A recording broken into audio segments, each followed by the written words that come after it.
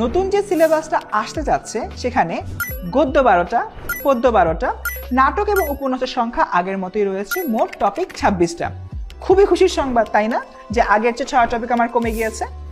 কিন্তু ভয়ের বিষয় হচ্ছে 6টা টপিক কমলেও নতুন এমন 8 থেকে 9টি টপিক সংযোজন করা হয়েছে যেটি এর আগে কেউ কোথাও কখনো পড়েনি, একদমই নতুন।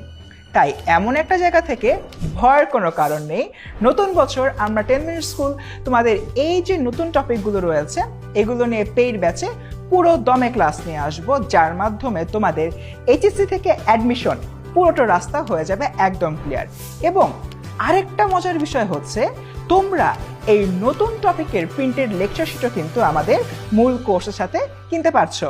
তাই দেরি না করে চলে যাও কমেন্টে দেওয়া লিঙ্কে এবং সেখান থেকে এইচএসসি 26 অনলাইন ব্যাচ এখনই এনরোল করে ফেলো।